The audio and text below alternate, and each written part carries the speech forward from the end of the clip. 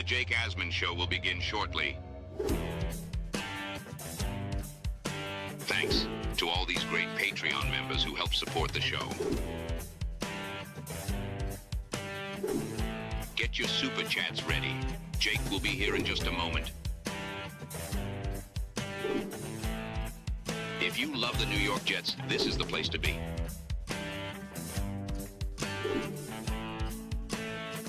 And now, the Jake Asman Show. Pro Football Focus just named this New York Jet as the make or break player for 2025. Did PFF get it right? We'll talk about that and much more when Robby Sabo joins the show. It's the Jake Asman Show. Let's hit it and get it started.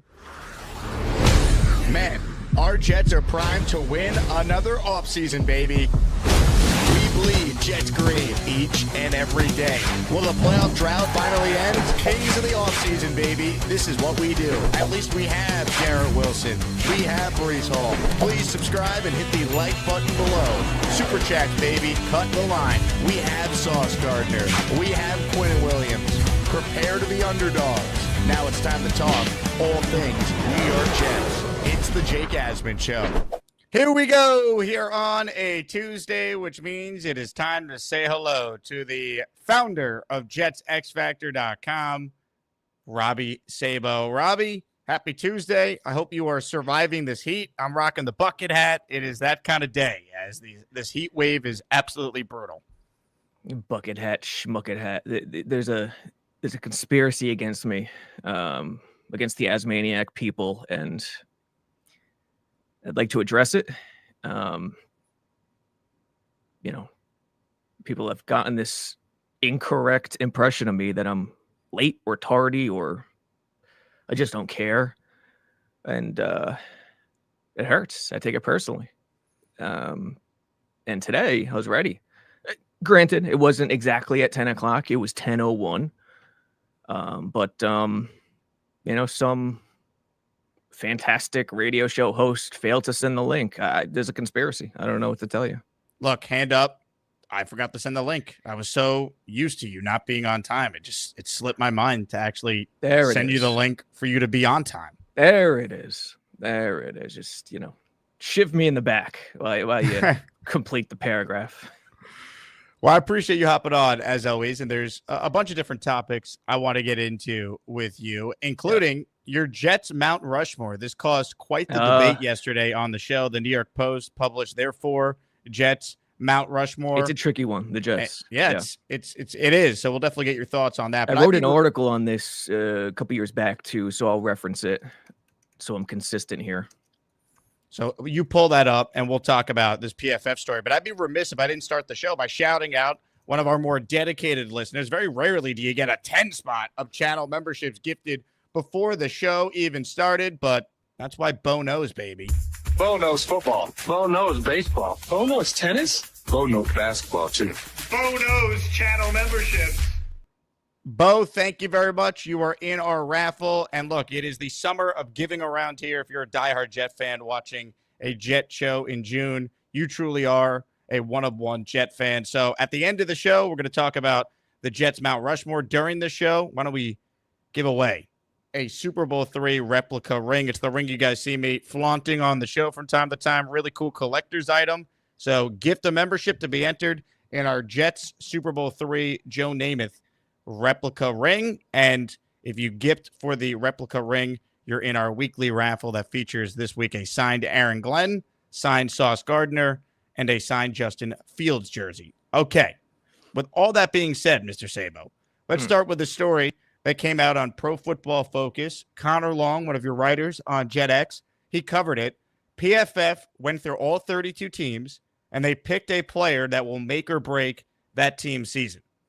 And look, it'd be very easy just to pick the quarterbacks for most of the teams out there. And I think you definitely could do that with the Jets. So if I had to pick a player on the Jets, to me, it's Justin Fields. With that said, if we're going to remove Fields for the sake of this conversation, PFF named Breece Hall as its make or break player for 2025. What do you make of that? Did PFF get it right with selecting Breece? I think so, because when you look at it, make or break, who else could it be, really? I think the only other competitor is AVT. And AVT is more so about staying healthy, I think. So Breece, AVT, and in regards to Breece, it felt like this too the previous 2 years with Rodgers. Felt like everything was lining up for him. Okay, he's got a quarterback who's gonna be smart at the line, do all the right things, and I think Rodgers did. It was too much to overcome, and nobody on the team could overcome it. Now it's even stacking up better for him. It's an RPO QB designed rush offense. He doesn't fit north-south, hit the hole really hard with authority as well as Braylon Allen does. But I think they're going to be so rush heavy, so RPO, so naked boot, so heavy with that stuff. The quick design, 3-step, get it and out, rush, pass, rack. If it's 3rd and 8, we're still going 3-step and we're trying to rack it for the first down. That it's gonna bode well for Breece. So I think they nailed it with the make or break. It's got to be Breece. AVT would be the other option. But again, and I've said this before, when you think of Breece this year, making it or breaking it, don't think of him as a traditional running back. He's going to be a hybrid running back / receiver. That's how I see it all the way. And if he makes it, and if he hits a home run this year, it's going to be in that dual threat nature.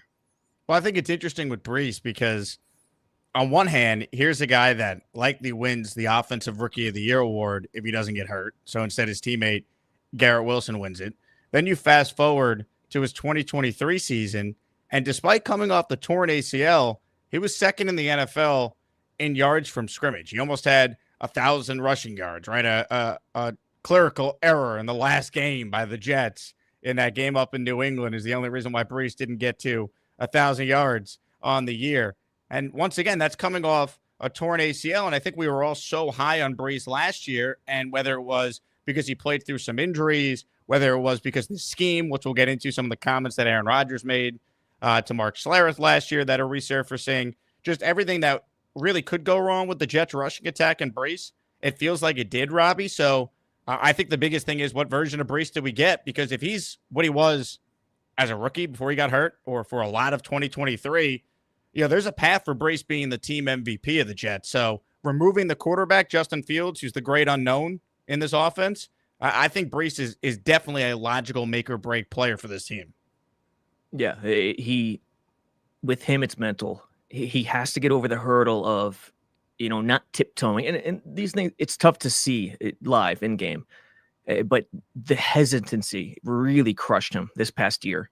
If he could get over and listen, Glenn, we know Glenn. His grade is solid so far this offseason. And it has a lot to do with culture, obviously, accountability, communication. But a lot of the, psychology aspects of coaching, like Parcells used to do, kicking Wayne Corbett's ankle, making sure he was fine, stuff like that. And it's more than psychology, but you get my point. If Glenn could somehow help Breece get over that mental aspect and hit the hole harder when you're running a zone read, split zone read that's designed to, hit the B gap, you got to get north-south. And if he can get over that, he's going to be as dangerous as anyone in the game. I just think so much of this season comes down to, can this team that feels like they really do have a very good to elite offensive line, can they run the hell out of the ball with that line leading the way, with a quarterback in Justin Fields that, despite however you might feel about him as a passer, he's one of the best runners we've ever seen at the quarterback position. Can they design a real offense? And Breece, to me, is such a catalyst for all that, because when he's at his best, he's one of the best players in the league. There's a reason why a year ago we were picking him in the top 3 in fantasy drafts. I mean, that was a real thing. It wasn't just Jet fans doing that. The perception was, Breece Hall is going to be the next great young running back in this league. And I still maintain he's never been properly utilized to his full skill set. I think how the Niners have used McCaffrey, that should be how the Jets try and deploy Breece Hall in their offense. Your point is true, for sure. But I would say LaFleur did a hell of a job with Breece, especially that early in Breece's career. He got hurt, obviously. The offense was crap. But LaFleur did a great job of Breece. And, to be fair, LaFleur had a different version of Breece, the pre-injury Breece. The burst was a little more noticeable. So, I'm not trying to give the Nobel Peace Prize to LaFleur here. So let's be fair. But wait, can the Jets run the ball? That was your first overarching question. You throw out the traditional view. And the traditional view is, how are they going to be able to run the ball, if Fields can't throw the ball? If they can't pass and they don't have enough weapons in today's game, how could you run the ball? You have to throw the ball to run the ball. Traditionally, yes, that's true. With the Rodgers, yes, that's true. With Peyton Manning, guys who can't run, yes, that's true. It's different today. If they didn't even pass the ball once, and Fields didn't run the ball once, it still opens up more lanes for Breece in the rushing game, because the threat of Fields running the ball off the edge changes everything. It opens up so much more room. You have to account for that guy, even if he doesn't take off for one rush in the entire game. So instead of guys crashing and not paying any respect to the quarterback who could just keep it and roll across the edge, and instead of just a straight ahead, quick hitting dive or zone, it's going to be a multi-threat theme on each rush. And his presence alone will open things up. So forget about the traditional aspect. I think it's almost impossible, unless the coaching is completely incompetent, which Jets fans are familiar with. It's impossible for them not to be able to run the ball based on what they're going to deploy. This is what Pro Football Focus wrote in the article, specifically about Breece. Hall has been the subject of criticism and trade rumors this offseason. Head coach Aaron Glenn recently shot the ladder down, but Hall still needs a bounce-back campaign to secure a long-term future in New York. He earned a career-low 62 PFF overall grade last season, though much of that seemed to stem from a lack of focus. Hall fumbled 6 times, dropped 8 passes. There's a chance that he's a dynamic playmaker in a new offense, but there may be an equal chance that 2025 is his last season in New York. You look at Breece last year, he was 18th in the league in rushing attempts. He was 24th in the NFL in rushing yards with 876. That's only 4.2 yards per carry, which was a career low. He only had 5 rushing touchdowns. His longest run was only 42 yards. We told you about the fumbles and some of the drops. To me, if the Jets stink and they're out of it at the trade deadline, he's someone that definitely could be moved because he's going into a contract year. So it behooves Breece Hall and it behooves the Jets to get off to a good start. Breece hopefully playing well, so you can talk about, is he in the plans long term? Because he's young enough where you hope he is, and you still have the franchise tag, worst case scenario. But I think Breece Hall, another year removed from the injury, hopefully being properly coached and utilized, I think there's a chance he bounces back in a major way. Kyle Clifton, Fields is not totally incompetent as a passer. Yeah, no, I'm not trying to say that. I'm just saying, taking it to the extreme, saying that's the case. If that's the case, and he doesn't run the ball once, there's still going to be rushing room because of his the threat of him and the offense they're going to deploy. So, yeah, it's, again, you mentioned it, dropping passes, fumbling. That's not physical stuff. That's mental stuff. And when I look at Breece, it is, similar to Zach Wilson. But quarterback, it's obvious. It's more obvious to spot. It's easier to spot. Breece, with running backs, it's tougher to spot because it's such a subtle difference in terms of how quickly he hit the hole. There's such a gray area between dancing and looking for the home run as opposed to, picking the right lane, putting his shoulders down and getting 2, 3, 4 tough 5 yards. And with Breece, it's mental. And if you can get over that, that's going to be, let's put it this way. If Breece gets over that mental hurdle and we see it in real time, the Jets have a coach. I think that's a really good thing to watch for. Hit the like button if you're tuning in. We're talking with Robby Sabo. Breece Hall named the Jets make or break player for 2025. I think that is fair. You obviously can include Justin Fields, but we've always talked a lot about Justin Fields on the show, so everyone is understanding of that. Hey, shout out to J-Boy, who gifted a channel membership. That means J-Boy is in both our weekly raffle and our daily raffle. If you tuned in late, this right here is what we're giving away. A replica Super Bowl III Joe Namath ring. It will look good in the man cave. Norm, he's gifted 5 channel memberships. Norm, you are in the Asmaniac raffle for 5. We are mama way. Yeah, baby. Thank you to Norm. Rex Ryan says, what is the Asmaniac Mount Rushmore? We talked about this yesterday. We'll get Robbie's thoughts on it coming up, Sexy Rexy. So stay tuned for that. We also have the Mount Unemployment of Asmaniacs that we'll get Sabo's take in addition to. Oh, man. There's 4 of them? Oh, yeah. There's 4, all right. I wouldn't have imagined.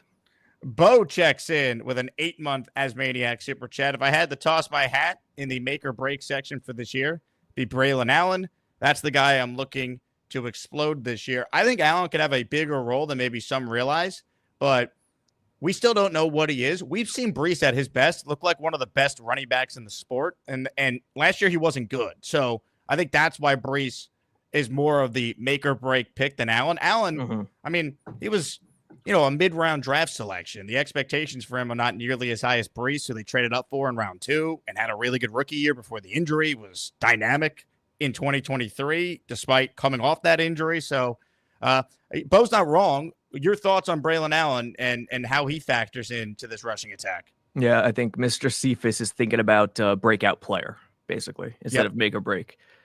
Rick Kent, Robbie doesn't even know the names of 4 Asmaniacs, so, stop it. Of course I do. You filled out a bracket, Yeah, I could name them off but I'm not going to give you the satisfaction. Rick Kent. But that's breakout player, Braylon Allen. And there's a world where I think rushing attempts between Allen and Hall, are very close by the time the season ends. I think there's a world where that exists. And again, I think there's a world where none of the 4 rushers get to 1,000 yards. Fields could easily lead the team in rushing. Someone commented, I'll believe it when I see it. The Jets having a strong rushing attack. Well, believe it, dude, because the Bears were second in rushing 2 years ago. I guarantee you Bears fans were saying the same thing. They're coaching not stellar exactly 2 years ago. What they have offensively, not stellar, but that's just the name of this game, the way they're going to play. It hasn't sunk in, I don't think, for fans. And I get why, but it's going to be so drastically different than anything you're accustomed to. There's going to be a lot of kicking and screaming initially, like, why aren't they throwing the ball? You got to throw the ball. It's the way it is. But defenses are going to stack the box. They do the same thing against Baltimore and Philly and even Washington to a smaller degree. But you could still run on it because of the scheme you're deploying and the threat the quarterback brings to the table. So, I think Braylon's going to have a great year, and he fits that north-south zone read package perfectly. If you're thinking zone read, nothing inverted where the running back is north-south and the quarterback is east-west, sideline to sideline, that's Braylon Allen. Jack with a super chat. I have the utmost confidence in Aaron Glenn to be an actual coach. Is there any truth to the reports that Saleh spent less time at the facility than usual? I have not seen that or heard that at all, so I'm not going to talk about it until I find out more. But maybe, Robbie, you have seen this alleged report that Jack is referencing about Saleh? So I could only go based on what I've heard from other media members, other reporters, people in the building. And repeatedly, I've heard this. Adam Gase lived at the facility, and on many occasions I saw it. He lived there, literally. Like he gave up Thanksgiving with his family to game plan for the Jets to lose to the 0-11 Bengals. Beyond obsessed. And I would bet my life Gase was at the facility more than 200% more than Saleh. But in terms of Saleh specifically not being there a lot, I don't know. But I wouldn't doubt it, because who is Saleh? He's a culture guy. He's rah-rah. His X's and O's are very suspect. I always thought they were. The strategy end of things, they were just so incompetent. And Glenn, although it's not identical, it's similar in that regard. We talked about it last week. Glenn to me gets a passing grade, A+, stellar across the board in terms of everything I've seen up to this point this offseason. But it'll come down to the strategy chops. Does he have it? Is he, flexible enough and not stubborn enough? Because you got to be stubborn. You got to have conviction if you're going to be a great leader. But will he let his guys do their thing? Wilkes and Engstrand. And is Engstrand the real deal? So it'll come down to strategy, and I think that's what doomed Salah in the end, regardless of whether he was at the facility a lot. He liked golf. We know that. He really loved to play golf. He did. He definitely did. And he liked to make sweet love as well, because he had how many kids? 7? Yes, he did. And he had some best friends named Joe B. Bro, I'm telling you, bro, he's too nice. Great guy. He's too nice. That's his problem. The Ghost checks in. Will Fashanu be healthy week 1? He's healthy now, Ghost. He's been a full participant. Good. He's good. Yeah, Fashanu's good. The O-line's getting a lot of reps together in OTAs and minicamp. Hopefully that translates to them starting fast and being effective right away. We're talking about 4 guys that played together already. You're adding, a new right tackle, but hopefully that continuity aspect and better coaching helps this offensive line be a strength of the team if they're going to be any good. They're good. The O-line is together. And the coaching, when I'm seeing in positionals, individuals, most people call it, ever since high school, our coach called it positional. So it's a phrase I always utter. A lot of fundamentals, a lot of quote unquote kid stuff that is muscle memory. It is stuff that you cannot forget, even if you become a pro. So from that regard, I really like what I'm seeing from the O-line and the O-line coach, Steve Hayden. And in injuries overall, there hasn't been much. Arian Smith missed some time. I don't know what he hurt exactly. I think it was a muscle, hamstring or something, or quad or whatever. But other than that, and Jermaine Johnson, obviously he's not back. Everyone is pretty damn healthy. Let's just hope that is the case, because we know training camp, they're going to be tackling and way more physical than anything we've seen in a long time at that practice. Facility. See, that's the one. Listen, I love that message from Glenn. And I think it's a calculated message to let his players know, get ready, be ready. And I think that's a good thing, because it keeps them on their toes during the dead period. If you don't send a signal and a message like that publicly, you might not have their attention as fully as you want it during this dead period. So I love that.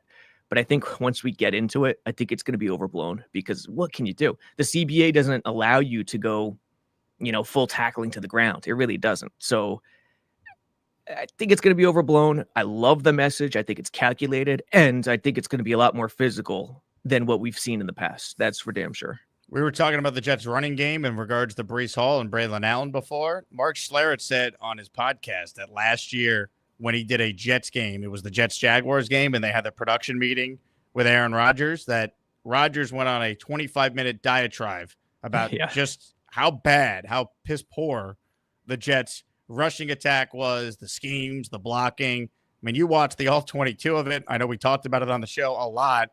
1, what did you think of this story coming out now? And 2, your thoughts on Rodgers' comments here, if, of course, Schlereth is telling the truth.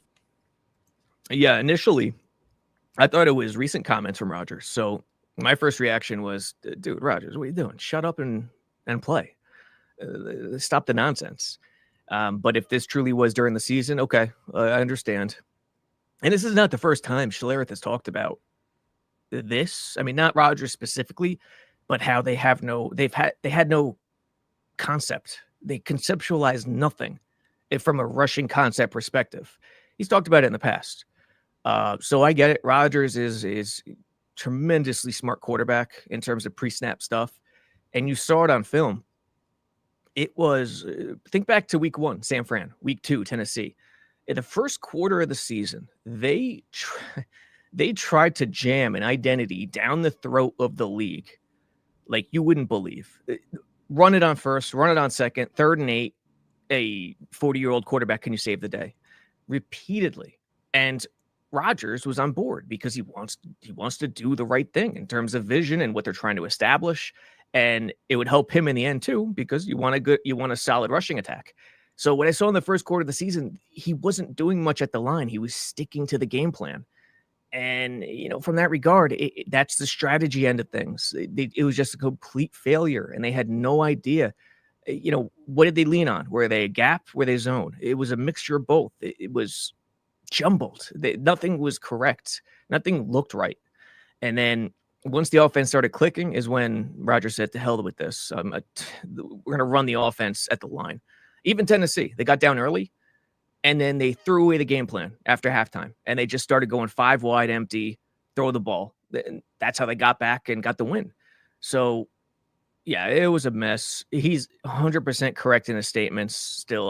Schlereth, I get it. It's a dead period, so get a little juice going with this combo.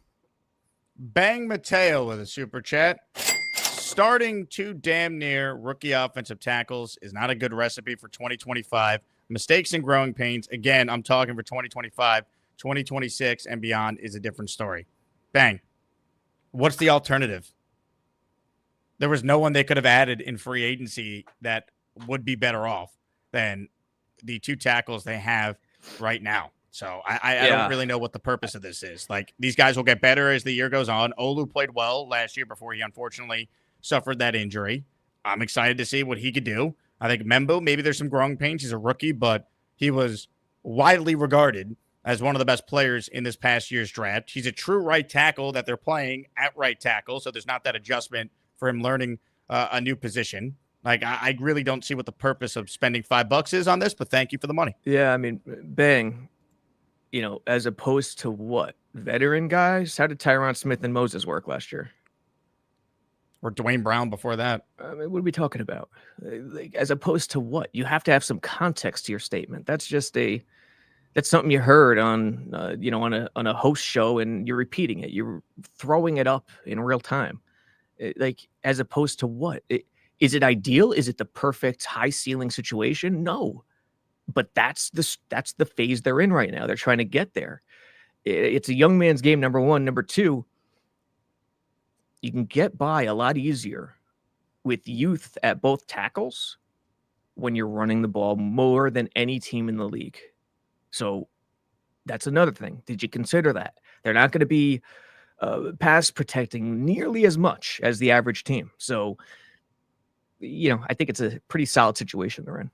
Hit the like button if you are just tuning in. We're talking with our guy, Robby Sabo, in his weekly spot, the co-founder of JetsXFactor.com. Before we continue the conversation with Robby and get his Mount Jetsmore, we have a brand new sponsor I want to tell you guys about. We welcome Huel to the program. Huel, if you don't know what it is, you're about to, baby. If you're on the go, you need a quick meal, Huel has become my go-to. They got a bunch of different flavors. I'm a big fan of the chocolate black edition one. If you're unfamiliar with Huel, it's basically what you see right here, a delicious meal that you can enjoy, especially if you're someone who's running around all day. There's no prep, there's no cleanup. You just grab it and go. They've sold over 500 million meals around the world.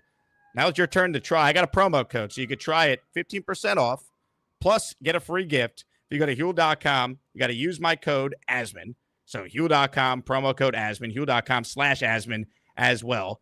Take advantage of it. Huel, perfectly balanced meal. It tastes good. That's probably the biggest thing, right? If you're going to have a meal on the go, you want it to actually taste good. So I've been drinking this now for about a month already, and it's really good, especially if you're someone who, once again, is on the go or doesn't want to spend a lot of money on a meal. They got nutrients. They got 27 vitamins and minerals in here. It's a complete meal, and all you need to do is go to their website. That's Huel.com, and use my promo code Asman. That's Huel.com,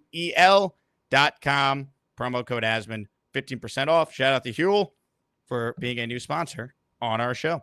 Let's say hello to Robby Sabo. Robby, are you ready for Mount Jetsmore talk? Let's go. Well, the New York Post released their Mount Jetsmore, and the 4 players they have on it: Broadway Joe Namath, Curtis, my favorite Martin, Don Maynard, and Joe Klecko. I then responded and gave my Mount Jetsmore. I have Joe Namath, Don Maynard, Curtis Martin, and Darrelle Revis. I could not find a spot for Klecko. I tried. It came down to Klecko versus Martin, and ultimately I went with Curtis Martin. Your thoughts on my Mount Jetsmore and then, of course, the New York Post's Mount Jetsmore. Yeah, I didn't even see the posts until just now. Who wrote it? Was it Costello? It was voted on by their sports writers who cover the Jets. Okay. So Serby, Canizero. Yep. That makes sense. And listen, I'm looking at the article I wrote in 2020 when JetX was brand new, just launched, and me and you line up. I have the same thing. And my first thought was, and I think I did an article for ESNY, my first site, on this very topic, and I had Klecko in there, but I can't remember who I left off, Rivas or Martin. But cooler heads prevailed, and it's Namath, Maynard, Rivas, and Martin for me. You have to have Rivas. You have to. You have to. And Martin, too, you have to, because his edge in rushing, all-time rushing, is absurd. Now, Klecko gets screwed because the sacks weren't the weren't an official stat until later in his career. Once he had, 20 or 21 sacks, which are all unofficial. But I go into this trying to get Klecko on the list because he deserves to be there. Here's where you run into an issue. When you try to get Klecko on the list, Gastineau is right next to him. Like, Gastineau gets the short end of the stick a lot of the time, and I get it. He wasn't nearly as good as Klecko in an all-around perspective. He looked for his sacks, his stats too often, but he's there. He's in the conversation at least. So I think it's the only way to go. Namath, Maynard, Rivas, and Martin, and this is my prevailing thought over the years. The official NFL glance, NFL general Mount Rushmore should be, for the Jets, should be Namath, Maynard, Rivas, Martin. Make a second Mount Rushmore, most beloved Mount Rushmore of great Jets, and you'll go Namath, Maynard, Klecko, Corbett, probably. I was going to say Corbett might crack that list. Most beloved, if you think about it, it's Corbett might be second. Namath, Corbett, Klecko, and I guess Maynard. Maynard would be because he gets the short end of the stick through no fault of his own. Martin's beloved too, but I think the fact that he played 3 years with New England kind of hurts him. So that's the way I kind of view it. Have those two different Mount Rushmores, and it works pretty perfectly. But Gastineau gets left out. Gastineau was beloved as well in the 80s. At the time, I think it waned ever since then. Definitely Klecko is deserving. The issue I ran into when doing the exercise yesterday is Namath's obviously, he's a lock. You have to have Joe Namath. So you're already talking about only 3 spots after that. And it's Maynard's like, okay, well, and that was the thing. It's like, can I put Klecko in over Maynard? When you look at the numbers, you can't. Chance. Don Maynard, first off, he basically played his entire career with the Jets. So let's start there. He's basically an entire career Jet outside of, I think, 3 seasons where one of them he played in the CFL and one the last year of his career, right? So this guy I think he played for the Giants his first year too. But Titans, CFL, New York Giants, CFL, Titans into the Jets, and then he played a year in St. Louis at the very, very end of his career. When he retired, he was the all-time receiving yards leader. Like, he has to be there. Not to mention the catch, the 53-yard catch in the Windy Shea Stadium in December of the AFL Championship Which game. was a catch, by the way. People try to say it wasn't a catch. That was a catch. Then he has the touchdown on the very next play from Namath, the game-winning touchdown that sends the Jets to their first and only ever Super Bowl. Jake, Namath and Maynard are locks. They're locks, right? Like, because we were debating it yesterday. And so then it's like, okay, you have Curtis Martin, you have Darrelle Revis, and you have Joe Klecko. Those are the 3. You got 3 guys for 2 spots after that. And look, I know Revis played for the Patriots and he won his Super Bowl there, but you can't talk about Darrelle Revis without talking about the fact that he is associated with the Jets. He was a first ballot Hall of Famer. He changed the way we analyze corners. Like, if you don't do shut down, man-to-man, put a corner on an island, like, you're never going to be thought of the same way that Revis was. Like, he just changed the barometer for how we evaluate all-time corner play from 2008 to 2011, those 4 years. I don't think there was ever a corner that played the position better than Revis. So you might not love the fact he went to New England, but he's a Jet, a first ballot Hall of Famer. He has to be on the Mount Rushmore. And he's heavily involved in team success. Yep. And Klecko was too. Don't get me wrong. But one AFC title game in a strike shortened season as opposed to, Revis had 2. So he was much more involved. Martin was involved. It depends on the criteria. Are you mixing in fan emotions, what they meant to the franchise? Because if you're talking about it more Jets specific, okay, I understand Klecko over Revis or Martin. I get it. But when you're talking about true production and just overall body of work for the team, it's got to be Revis and Martin. It just has to be. Well, it's interesting because JD wants Klecko in over Curtis Martin. He says Klecko controlled the line of scrimmage. Still unclear why Martin gets props. How could you say that last sentence? Listen, there's an argument for Klecko. I could live with. As I told you, I wrote an article where I had Klecko in there. I think it was over Martin actually the first time I did it. There's an argument, but that last sentence is ridiculous. He's the all-time leading rusher by a wide margin for the franchise. I think he was 4th all-time when he retired too. Yeah. What turns Jets fans off about Martin is the 3-year stint with New England. That's it, and I get it. But the overall production, body of work, it has to be Martin and Revis. I know Klecko, he's right there. He absolutely is, and I wouldn't, I wouldn't go crazy if Klecko replaces either of them on the Mount Rushmore. I wouldn't. But it's just, I think Revis and Martin get the edge. Big Country, I don't know if you had a comment you were supposed to put on this, but you are in our raffle for 2 with this $10 super chat. For those of you who don't know how to gift the membership, you just hit the money button if you're on a desktop or a laptop. We prefer gifted memberships so the entire community benefits. You get a loyalty badge next to your name. You get a free super chat every month. You get early release shows, bonus shows, funny short clips that Gator sends for me to post. So take advantage, become a member. If you want to do it yourself, you also can enter yourself in the raffle. And if you're tuned in late, we're giving away a replica Broadway Joe Super Bowl III ring at the end of the show. Comments, questions, super chats, cut the line. Robby gave you his Mount Rushmore of New York Jets. We have the same one. It's interesting. Here was another conversation we had on the show yesterday. If you're doing the Mount Rushmore of Jets coaches, there are 3 locks. Weeb Eubank, Bill Parcells, and Rex Ryan. Who's 4? I ultimately went with Herm Edwards because he made the playoffs 3 times in 5 years. But your thoughts on the Mount Rushmore of Jet coaches? Okay, so I won't put Rex in the lock category. It's going to be Parcells and Weeb are locks. Let me think this through. Rex has a spot. Who does it come down to? Herm, Walt Michaels. And as much as Joe Walton gets laughed at by old heads, I get it. I get why. He's got to be in the mix. Adam Gase. Lou Holtz. I'd probably go Walt Michaels as 4. Herm is up there, but I think Walt Michaels had the chore of turning around a dormant franchise. 70s New York Jets football was deplorable. It was, awful.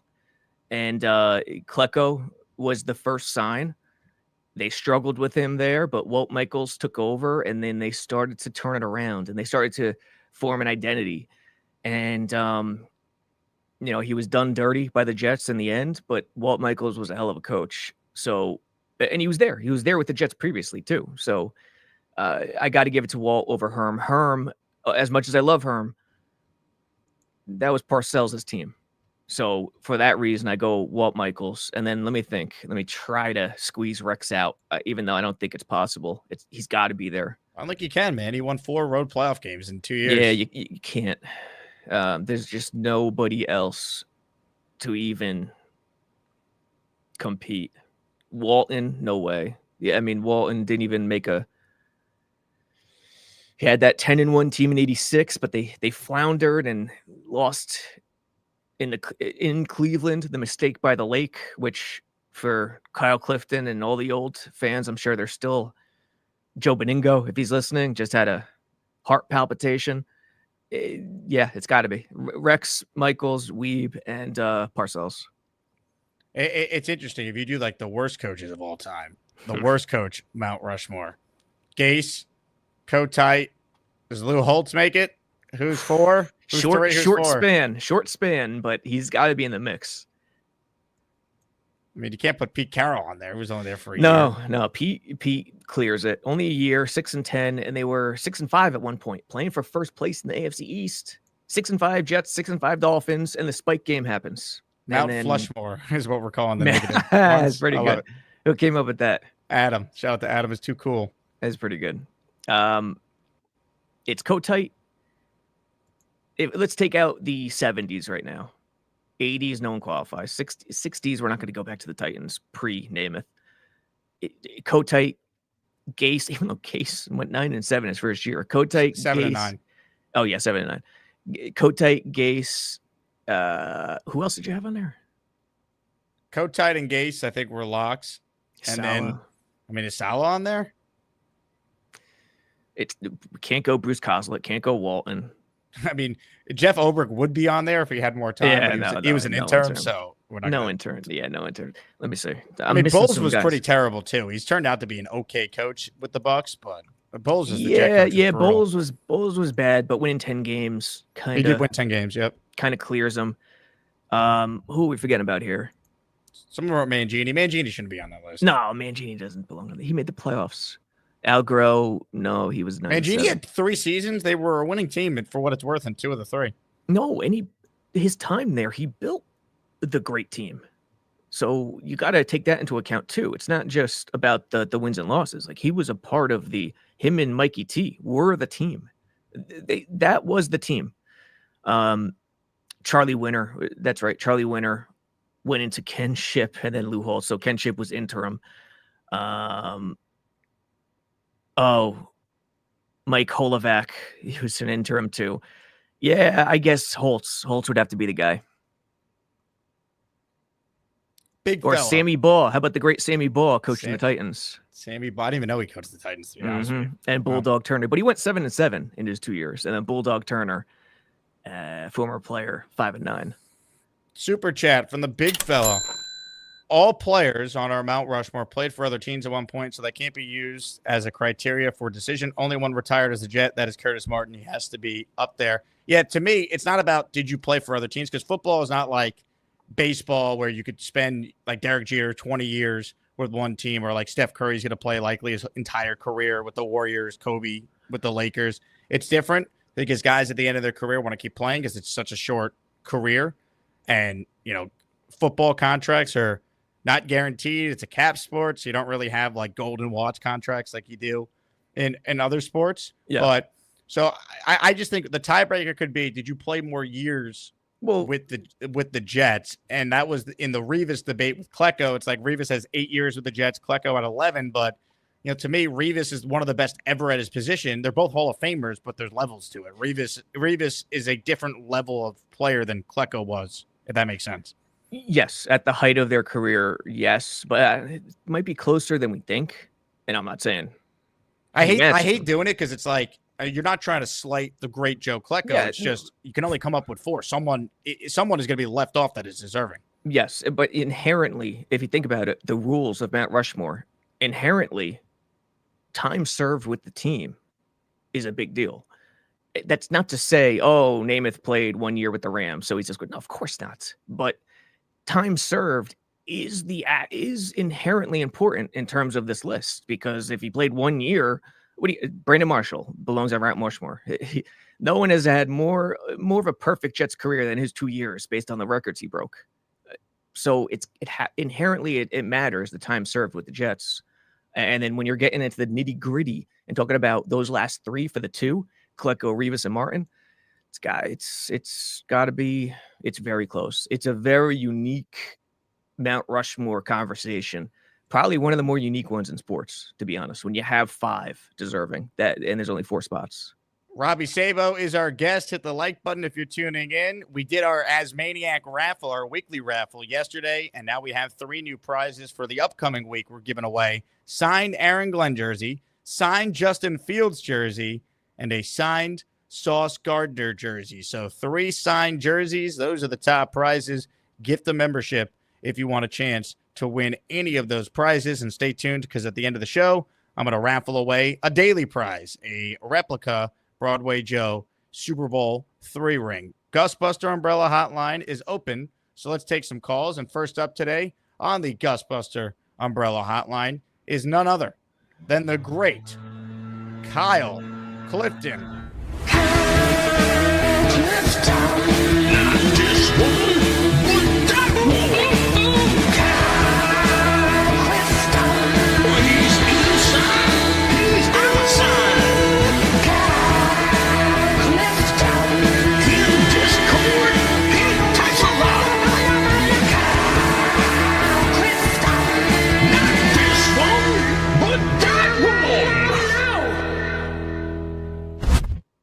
There he is, all-time leading tackler in Jets history. Why, thanks, Robby. Thanks for remembering. How are you guys? What's up? How are the gardeners? What's that? How are the gardeners? The gardeners. I think that's me, Jake. Oh, that's you, right? Never mind. Yeah, they're doing some landscaping out here. I live at the beach, Jake. It's all sand. So, I think the coach discussion is real easy because there's only 4 coaches that have ever been to an AFC Championship game in our history. So that basically tells you who they are, right? I think that there are 2 guys on the Mount that we discussed yesterday, Namath and Revis, to me, that are no-brainers, right? You put Revis as more of a lock over Maynard? Yes. Rob, you get ready to get shocked. I think Maynard is out. Oh, you're out of your mind, dude. Explain it. It's a different game back then, right? This Yes. guy played when he had a single bar in his helmet, right? Yeah, that's a positive. Well, I've admitted that I have a little bit of, I haven't seen him bias. Like I have a bias towards Klecko because Dude, I know me how too. much he impacted the game. Yes. So, like, I understand that it's 5 guys for 4 spots fully, right? Mm-hmm. But to me, the guy who impacted the game more for the Jets and good Jets teams was Joe Klecko. That's what it came down to for me. Now, for Martin, to put him in over Maynard, it was kind of, I guess Maynard, he retired with the most yards or whatever when he retired. Mm. And Martin was 4th or 5th on the all-time list behind guys like who? Dickerson and, Emmitt Smith. And, like, what are we talking about here? Like, This is a guy who touched the ball between 16 and 24 times a game. He was impacting the game more. Right. So that's my thinking on it. I understand that people hold Maynard in high regard. I hold Maynard in high regard. It's just that it's 5 guys for 4 spots. Here's the thing that crushes you. Right. You're talking about Martin's all-time leading rusher. Maynard was the all-time leading receiver. Yeah, I get it. In NFL, and that's 1. Number 2, he won. He was the second, arguably the second best player on the organization's only Super Bowl. No, I understand all this stuff fully, but I'm just saying that the passing game was not the passing game that it is now back then, and it's just the impact on good Jets teams. I think that Klecko had a greater impact on good Jets teams than Maynard did, in my humble opinion. And I'll admit that I have a bias and that I'm kind of have a blind spot because I hadn't seen Maynard play live. Well, here's the thing. Like, I have no problem with Klecko being on it. I think it has to be Martin or Revis, and probably to me, Revis is the no-brainer of the entire. The more I go through it, the more I put Revis 3, Martin 4. Really? Yes, because Martin, great Jet, no question. But like he was very, very steady. They got to the AFC title game. Was it the lone touchdown they had? I think it was in the AFC title game on that pitch after the block punt. But Maynard's moments, like Jake said, at the AFL championship catch, being part of the Super Bowl team, passing was different back then, yes, but they were he was the main target in 14 games on the first ever 4,000-yard passer. That's not niblets. His record stood for 13 years after he retired, by the way. That's a chunk of the passing game was different, yet it wasn't as different as maybe you're thinking about it was being different. They threw 4,000 yards in 14 games. That's I didn't come here to bury Maynard. I came here to praise Klecko as more of it. I know, but it's like you want a Maynard signed photo, framed photo, Mr. He Klecko. always told me in my office every day. Judas. Nah, if I'm putting Klecko in there, and I did this, I think at ESNY when I wrote it the first time, I think Martin's off the list. I mean, for me, there is bias there. I've had conversations with Klecko. It's a different thing for me. Yeah, dude, I completely get it. Klecko, I would never argue Klecko being on the list. I was arguing yesterday that Klecko made the sack exchange and not the other way around. I would agree. I agree with that. Yeah. He was there during the tough times. Yep. He was the first piece under Walt Michaels to really. Was he there? He was there before Walt Michaels, I think. And Walt Michaels was elevated. He was already on the coaching staff. It was elevated, and then they did their thing. So, the other point I wanted to make has to do with make or break type guys. I don't think that a running back is going to make or break our season. I feel like it has to be one of the rookies that kind of pops for us. Like Ken Membu fill the role of, an accomplished vet like Morgan Moses. Like from our perspective, we don't know if Morgan Moses, if the wheels are going to fall off in New England. He's 34 years old and he's had injuries the last 2 years. And this is about the time that happens, right? At 34. He might still have a year left in him, but I think that most of us feel that it's better to get out a year ahead than a year behind. And we saw that with Smith last year. And then the other guy obviously would be Taylor. Can he be a viable second option in the passing game? Like if we're going to establish the run, Membu's going to have to be passable. If we're going to have a decent passing game, Taylor's going to have to be an impact guy. And an impact could be 500 catches and 600 yards and 5 touchdowns. But for a rookie, that's a great impact. So those are the guys I'm watching and seeing if they can elevate this team over what the expectations are, if the expectations are 5.5 wins. Thanks, guys. Good call, Kyle. Yeah, I think he's right. I think Mason Taylor plays a huge role in that. Membu, like this rookie class, this draft class, beyond even just the first 2 guys, they got to get some instant contributors or they're going to be better than many think. For sure. And what they're trying to do offensively helps them. It doesn't hurt them. The 2 young tackles. And like what Bang is talking about, it's not. Is it ideal to have a rookie and a sophomore as tackles? No, but life isn't perfect. You can't just say, "Oh, not ideal," and then that's it. Like, no, you have to work with it. You have to do the best you can. I mean, I'm sure he was lauding the Tyron Smith move. How did it work? Hey, come on, dude. It's not as black and white as that. You gotta do better, man. Robbie, I have to answer a quick call, but I'll be back in like a minute. But in the meantime, can you handle a call from the Nudist colony where Charleston is standing by? Who? Oh, get ready. I trust you. Well, there's a feller they call Charleston Jets rude, 'cause he calls the show nude, never wears a shirt. And some folks, they don't think he's got pants on either. It's a gosh darn nudist camp. Let's hear it for that Charleston Jets Rube and see if he has any Jets points today. Hey, what's up, Robbie? I know you, Charleston. We chatted. I think was it last week or 2 weeks ago? Yeah, something like that. I was one of the chosen few and got a song a few days ago, so I appreciate that. Yeah, I mean, when you go shirtless, shoot, you can't go into convenience stores, but you can get your own Jake Asman intro song. I get it. That definitely is important. You know, Do you go sandals and shirtless, or no shoes, no shirt? You go the whole No, shebang. I don't have those tough kind of feet. The bottoms of my feet are a little tender, so I got flip flops on, flip flops and shorts most of the time. Yeah, little pampered foot boy. Is that your deal? Rex would be proud.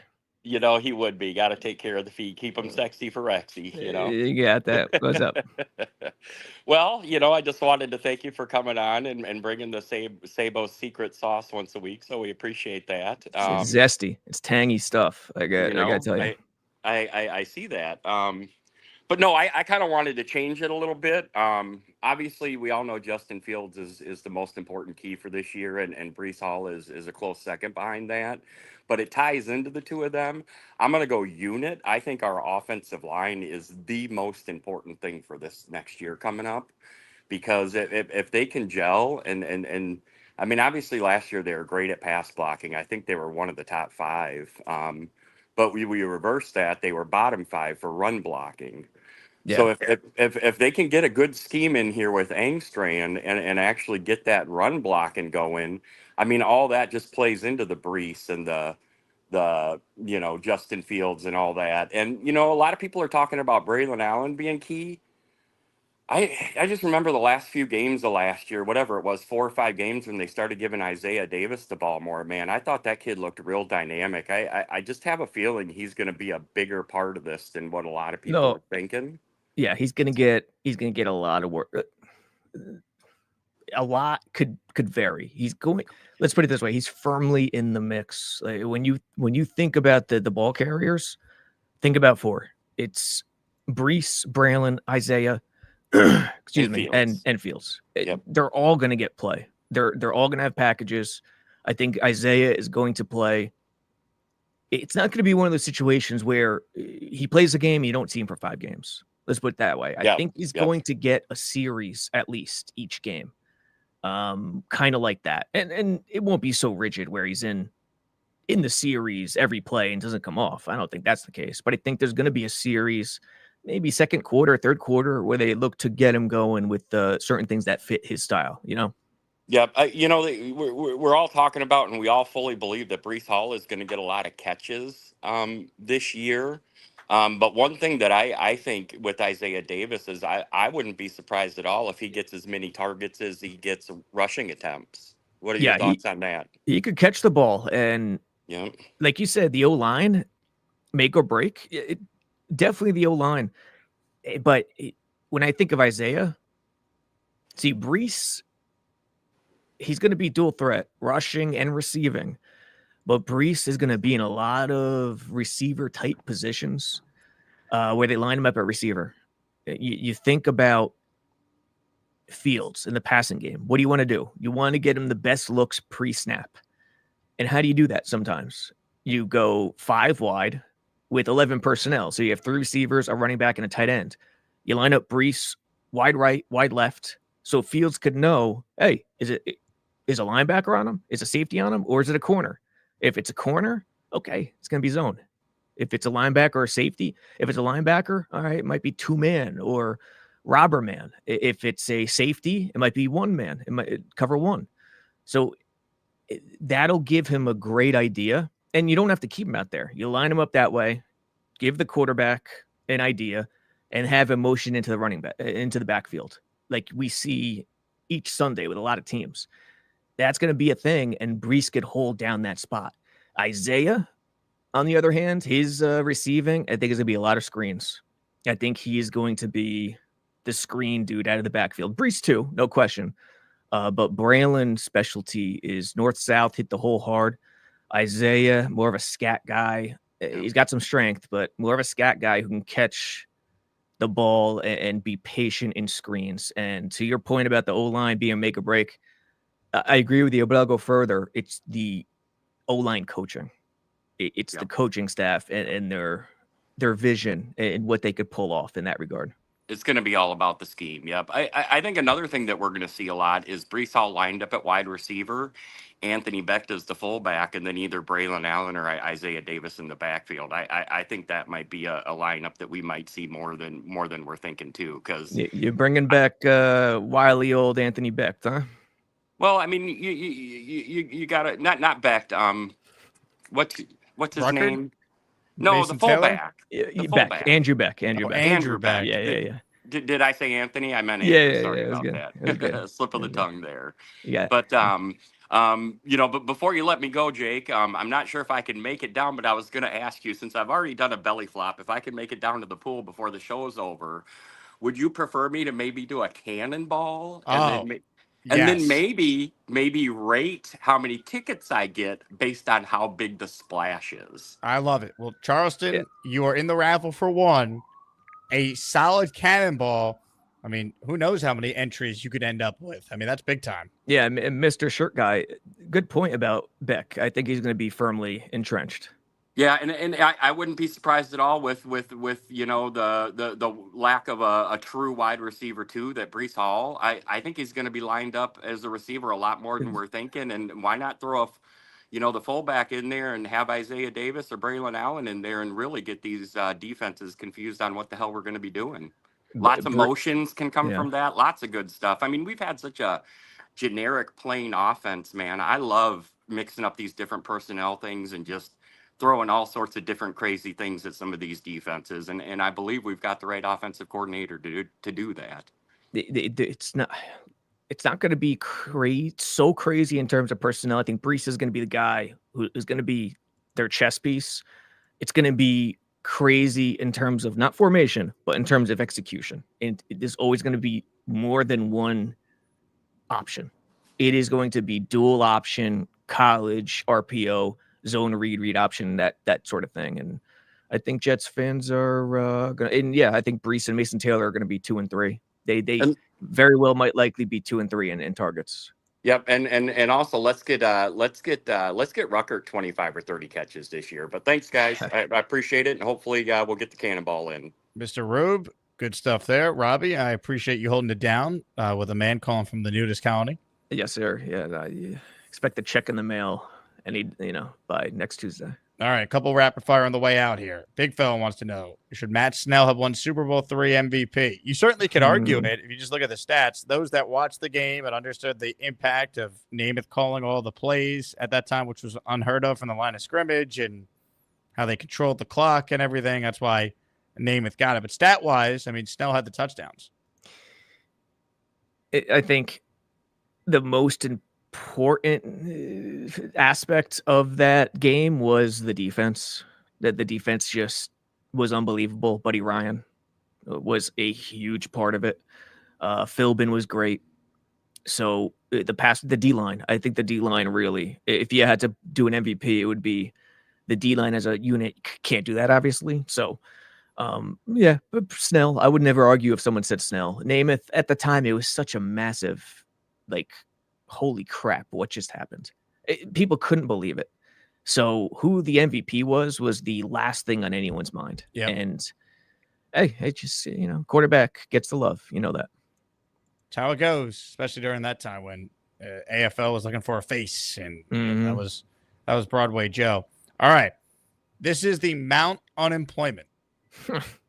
Bobby Midnight, Charles Gorman, Cheats fan, and Beastbreaker. Your thoughts?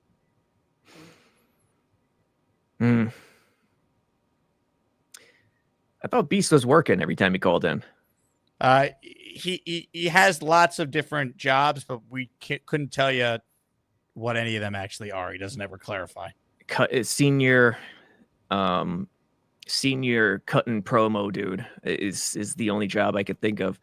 Bobby, who I haven't spoken to in a long time. Bobby, looking like Shane Gillis on this mountain, by the way. What is he? Bobby, you eating cheese sandwiches? What's going on? Oh, no, grilled cheese. Bobby, how come I haven't spoken to you in a while? What's going on, brother? You want some Bobby Midnight? Yeah. Oh, I'll give you some Bobby Midnight. Ladies and gentlemen, it is time. Well, you know that Al's a lion crap of crap. You should check out my new hat. The Jets are freaking awesome. Bobby. Hi, Robbie. How you doing? I'm Bobby, here. Where you been, man? Well, it's the summer now. It's time to go outside and not to sit on my fat ass, Okay. So, Also, I got a job interview tomorrow, which is going to be good at Applebee's tomorrow. Applebee's now too? I'm at 99. Sorry, I was thinking it's like Applebee's. It's 99. But by the way, really quick house cleaning. Remember when was it a Corbett pick? I haven't sent it to your brother yet. Jake, I might need the address again. I looked for it the other day. Bobby, I got one coming for you too. Wow. No, thank you very much. I appreciate it. Yeah, I got one for each of you. I need that address again though. All right.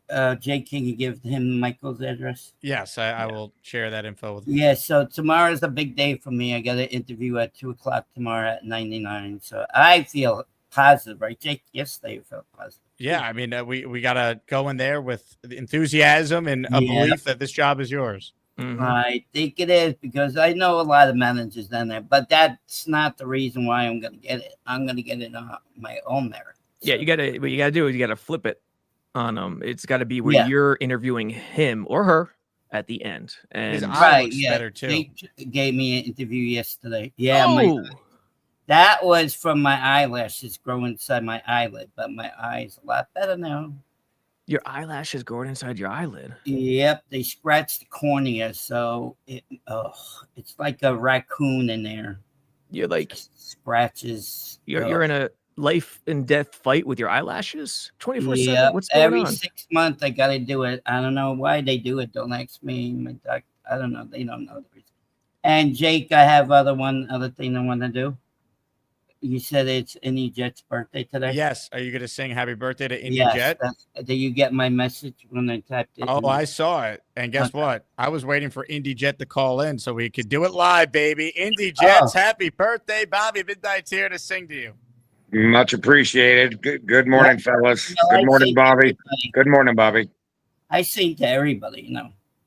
Even I like you and I don't. I sing to everybody's birthday. But I do like you, Indy. We're made up before. What happened with you two? Birthday to you. Happy birthday to you. Happy birthday, Indy Jet. Happy birthday to you. Hope you have a great day. What is this, Robby? Robby, what are you doing in the background? Oh, I wasn't on mute? No, you were unmuted. You were unmuted. I didn't know it was a cappella. I was trying to give some background. Well, that's what I always sing to everybody for their birthday. So. Oh, my fault. Indy Jet, how old are you today? 53, Bobby. I appreciate it. You did a great job. You're 53? I'm older than you? Yeah, Bobby. You're up there and near the age of dirt, aren't you? I'm 57. Oh, okay. Oh, so maybe you don't get a birthday soon next year. You better watch your Q's. You did a great job, Bobby. You did a great job as always. I appreciate it.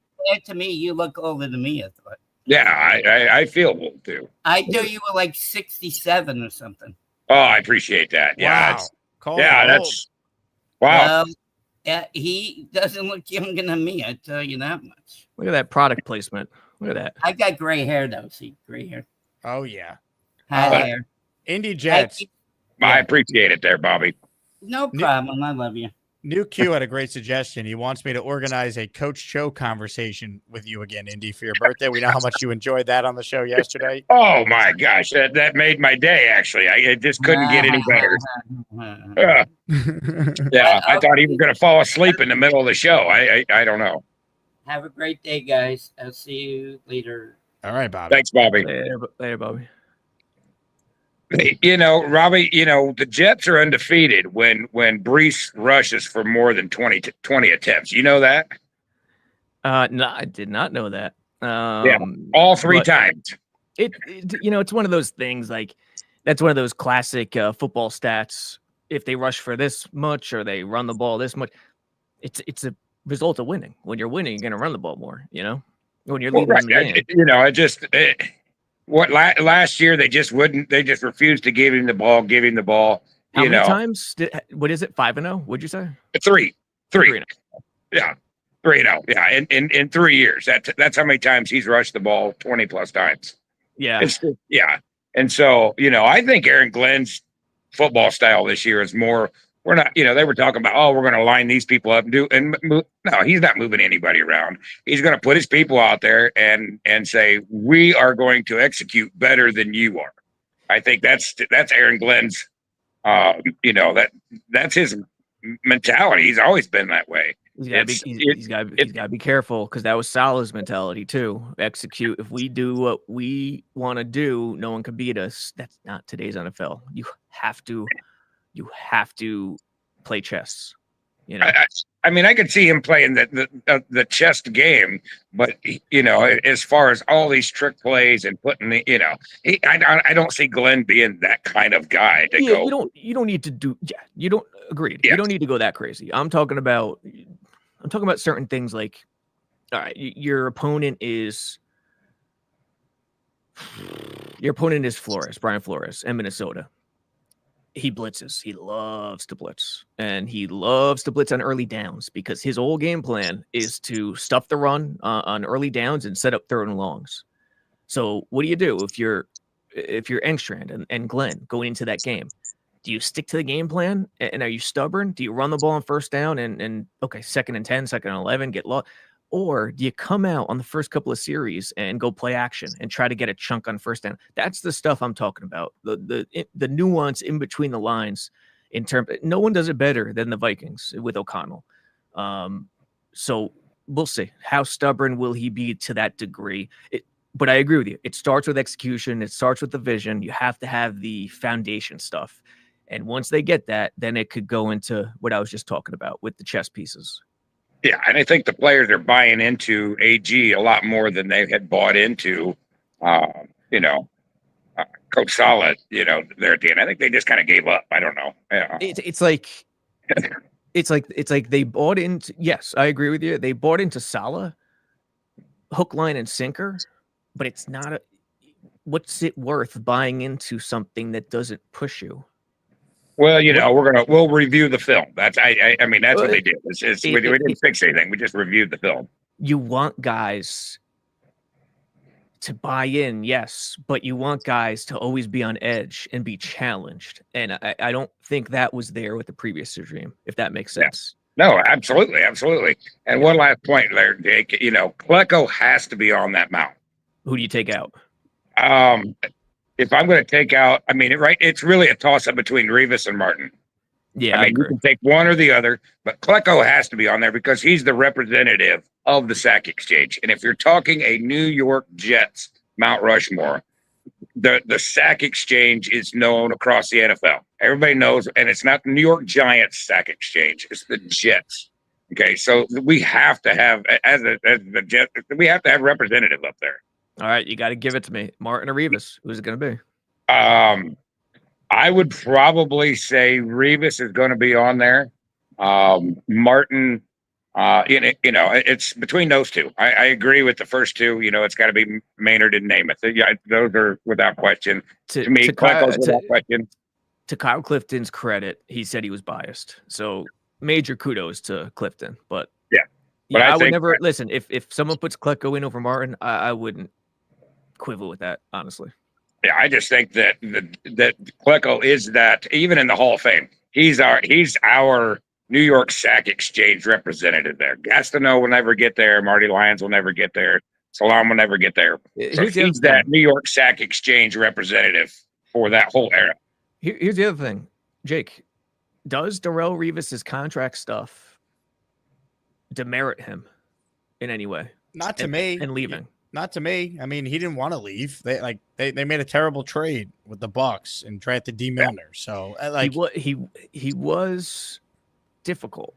He was, but he delivered when he played. And I'm just on field and what he represented. He was the face of those teams. Like Rex Ryan, Darrelle Revis, like that. He made that defense one of the best in the NFL by just literally changing the way we evaluate dominant corners. Like no one had ever shut down corners and followed them on an island like he did until Revis did it game in, game out. It became a thing.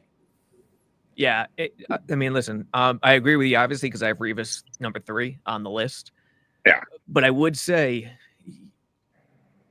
I do throw that into the pile in terms of like an ultra down the road tiebreaker. Like he was difficult as opposed to Martin, who I don't remember. Were there any messy situations with Martin? I don't think so, right? I don't think so. Yeah. But I think the reason you put Revis in over Martin is because Revis at the time was probably the best player or the best at his position in all of the NFL at that time. Yeah. But you go look at Martin. Martin might have been in the top 3 or 4 in the NFL at that time, but he was not. He's a compiler. Yeah. So, Revis gets the nod just because not only was he the best Jet, but he was the best cornerback in the NFL at that time. So, he's got that's got to give him just that little extra nudge, I guess, to put him on there. And Martin can sit out, and I'm good with that for it. Dude, you gotta do the voice. You gotta do the voice actor overlay hotline. Call them right away. Jeez. I've heard that before. Not non-quarterbacks, if you're just drafting players during that time, like Revis probably goes in the top 5. That's how dominant he was. Yes, he was the most dominant corner, maybe of all time in his prime, at a premium position. Like when passing was exploding, he took away the number 1 weapon on whichever team the Jets were playing that week. It was insane. Was in Jets history. He was the most dominant player at his position ever at any time ever. Yes. And by the way, and so that's why he's got to. I think he has to. He gets the nod over Martin just because when you talk about pure dominance as a Jet, he was number 1 on the Jets and number 1 in the NFL. Yeah, no one could name it. No one could touch him. He was that dominant at his position. Also, shout out to Winston Hill. I saw someone put it in the comments. He deserves at least Mawai, Mangold, Winston Hill, McNeil. Martin surpassed him, obviously. Toon was too short. Yeah. Philbin, Grantham, Larry Grantham. But, I think the next one, Jake, would be what's the Mount Rushmore of Jets draft busts? Because that list is long. We're going to have to put like 8 or 10 guys on that mountain. Too much pain. Indy, happy birthday, man. All right. Appreciate you guys. Thank you.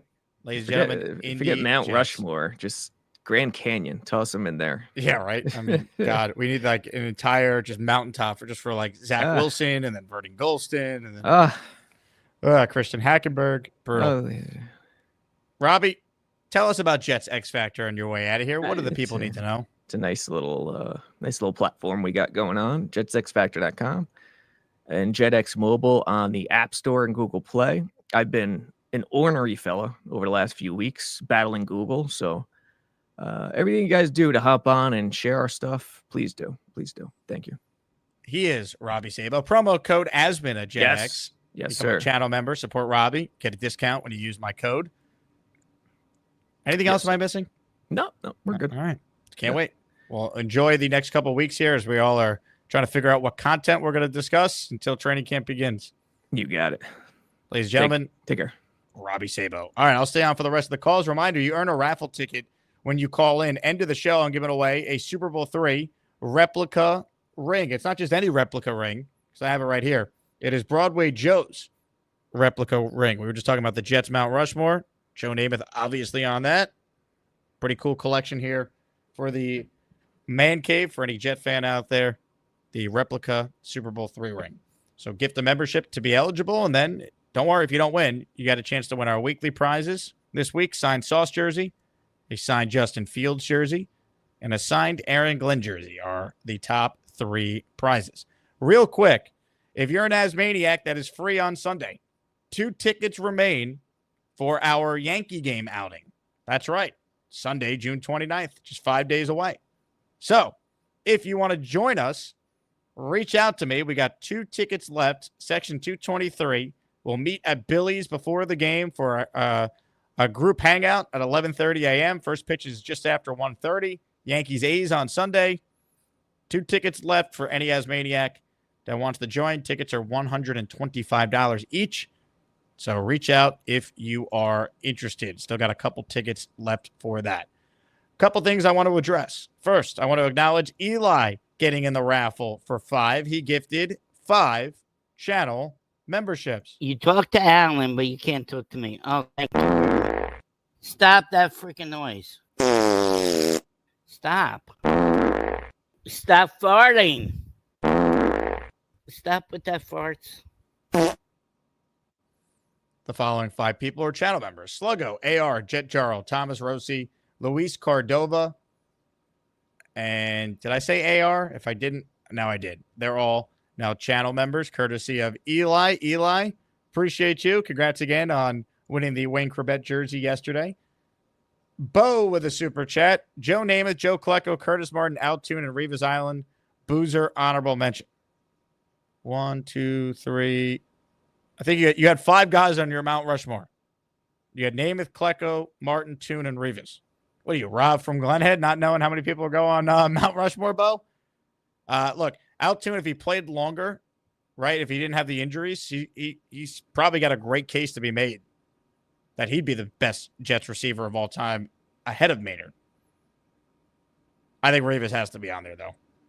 You could argue Klecko. I understand the Klecko argument. I personally have Curtis over Klecko, but I understand the Klecko argument. I do. The King does with an Asmaniacs super chat. My make or break will be the connection between Justin and Garrett, and if it really shows up like it did before on the field. Yeah, look, I think Garrett Wilson has proven, though, King, he's going to produce no matter what. I'm not really worried about him. I think Fields is the make or break player for the Jets, right? I disagree with PFF. But if we're going to remove Fields because it's too easy, he's a quarterback, then I'm someone who definitely thinks Breece is a deserving answer. For those who caught the opening portion of the show. Big Country with a super chat. Bobby, would you sing the 6 Rings? I hope not. He's a Patriots fan / Dolphins fan / fraud. That's the thing. Big Country with a super chat. How do you send a channel membership if you have an iPhone? If you want to gift the channel membership, the way to do it is to go on your laptop or desktop and do it from there, because that's the only way you could do it. You can't do it from the iPhone. It's annoying. I don't know why YouTube hasn't fixed that. They're costing themselves lots of money.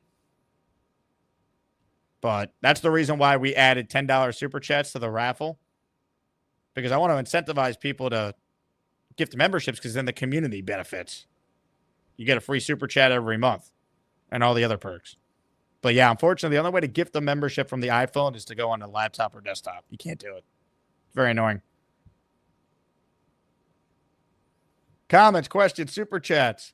Let's get to more of your calls right now. Rob, the Jet fan, is standing by. Rob, your thoughts on Mount Rushmore?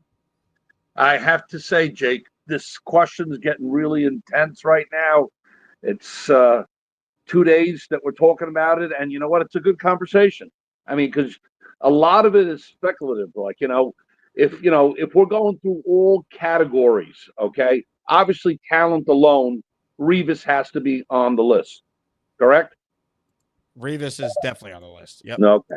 Now, if we went by him going to the Patriots and attitude, then I would take him off the list. But obviously it doesn't go by that.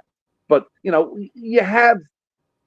I kind of agree a little bit with the old timers about Klecko. He's got to kind of be on this list. The guy had 20. What? If you're putting Klecko on there, who are you taking off? I hear you. I mean, it's extremely hard because I think definitely Namath without a doubt. And now thinking about it more, Maynard has to be on the list too. I think those two for sure, Jake. Now, here's where it gets sticky because of Curtis Martin. And I love Curtis Martin. And if it went by an attitude and a person who conducted himself on and off the field tremendously and wanted to stick with the Jet organization, I would pick Curtis. But if we're going on just pure talent, it has to be Rivas. I just think if you talk about just the dominance of Rivas, he's one of the best corners of all time. We can't say that about Klecko. Martin, I mean, they're like Martin and Klecko were both Hall of Famers. They were obviously great players when they played, but Rivas was like in a different level of dominance. That's why I have to me, it's really one spot I'm between. It's Martin versus Maynard for that last spot. Well, who did you say, Martin versus Maynard? Sorry, Martin versus Klecko for that last spot. Klecko, right. I tell you, Jake, I mean, you didn't watch Klecko play. He was so dominant. He was dominant in 3 positions, which was crazy good for him. So it's kind of hard to leave him off the list. It sucks that there's not a 5th, on this Mount Rushmore, to be honest with you. Well, that's kind of the point. Yeah. That's what makes it so hard. It's Mount Rushmore. No, you're right. Again, if I was checking in attitude and all that crap, Reedley's kind of pissed me off that he went to the Patriots and he won a Super Bowl. I wasn't happy about that. But then the Jets, contract-wise, too, screwed up not retaining him. So it kind of goes both ways there. It's really, really difficult. But I guess, pure talent, you got to leave Revis on the list. And I just wanted to ask you a question, Jake, because obviously, training camp hasn't gone into full-fledged yet. But what's your gut feeling? We're going to obviously carry 3 quarterbacks going into the season, right? I think only 2. Oh, you think only 2? So you don't think – I was going to ask you, do you think Martinez makes the list, or do you think this guy from Missouri, Brady, makes the last quarterback? I think whoever plays better will be signed to the practice squad. And that's that. So you think, depending what they do on the obviously the training and stuff, is the guy that they're just going to throw on the practice squad. So you don't think they're going to go with 3? Definitely 2. You're thinking? Yeah, I'd be surprised if they kept more than just the 2 quarterbacks. I mean, they didn't last year, right? And they didn't add anyone to that room in the draft. They signed Brady Cook as a UDFA. Do you think it's a wasted additional position to have, like carrying 3? Like, if it's up to you, would you go 3, or would you say no, 2 and 1 in the practice squad? What would be your take on that? I would carry 2. I doubt. I don't see why they need a 3rd quarterback right now. Why waste a roster spot? Yeah, no, it's true because, we got to see what Fields does, and we have a very capable Taylor there, waiting. So, yeah, you're probably right. Probably 2 would be the way to go. But I just wanted to chime in about that. And, yes, it's 4 Mount Rushmore, guys. 4. I fucked up. Ladies and gentlemen, Rob, the Jet fan. Thinking is overrated. Rob subscribed to that yesterday. He learned Mount Rushmore is 4. It was an all-time call for those who missed it. Hold on one second. I'm just updating the caller leaderboard for raffle tickets. Reminder, end of the show, we're going to give away a replica Broadway Joe Super Bowl ring. More calls right now. Let's say hello to Eric, who's next. Hey, Eric. Hey, Jake. I'm over at the pool. They're just cleaning it up right now, so I can't get in there, but, I'll be in there soon. I think people are really underrating Curtis Martin because he wasn't that flashy, but he was one of the most consistent offensive players we ever had as a Jet. I think if we're going to take out, if we're going to take out anybody, I think it might be Revis for Klecko. I would have Revis over Klecko, but if you're going to make the argument for anybody, because Revis did leave the Jets to go for a rival team and win a Super Bowl with them, the Mount Rushmore is not about the best players. Revis certainly is. It's about the most iconic and the most tied to the franchise. So that's always going to be a stain on his resume as a Jet. Yeah, to me though, that's more like the Jets trading him, and they did it to themselves than anything else. Oh, I 100% agree. Like I said, we'll have him on the list, but I think if you're going to trade out anybody, that's who it's got to be. Yeah, I mean, he's one of the best football players of all time, though. It's tough and he's a Jet. Literally, they do the best. If they put together the NFL's greatest team ever assembled, it's probably him and Dion as the 2 starting corners. So it's how do you leave? Yeah, I agree with that. For me, yeah, like I said, mine is Maynard, Namath, Revis, and then you got Martin. And I was saying yesterday, somebody called in and said, does Namath really belong on the list? He might be one of the most important football players of all time, not even the most important Jets. If the Jets win that Super Bowl, the NFL landscape is completely different. Correct. And Namath played in a time when it was different stat-wise from what you expect from a quarterback, but he still was the first to ever throw for 4,000 yards. Ever. 4,000 yards, calling plays at the line of scrimmage. People look at the stats and are like, well, he threw a lot of picks. He doesn't have a good ratio, but he was the man. Now, Eric, where are you based? Because it looks like you have a great pool setup you're sitting by. I'm in New Jersey. This town called Harrison. Nice. It looks like you got a good apartment set up there. Yeah, it's pretty nice. It's about a 10-minute train ride into the city. So, my girlfriend works at Google, so that's why we're here. She doesn't drive at all, so. I like it. What is it? Is that the path?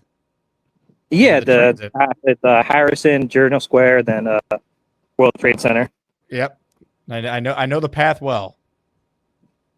It's a pain in the ass, but sorry, I know, family show. It's a pain, No, but good. it's reliable at least. I love it, Eric. Good call. Appreciate it, man. See you later. And if Eric calls back and does a cannonball, we will increase his raffle tickets. More calls right now. Nate says, Jake having thoughts about moving to New Jersey. Definitely not, Nate. I can't do dirty Jers. Not yet. Suburbs are not for me yet. Chicken Jenkins says, hey, Jake, is Olu healthy? We've gotten this question twice today. Olu's been healthy. He's done everything. There's no injury. He's fully recovered from what happened at the end of last year. He participated in all the OTAs and minicamp, from my understanding. Olu is good to go. So unless he suffers a new injury, he's healthy right now.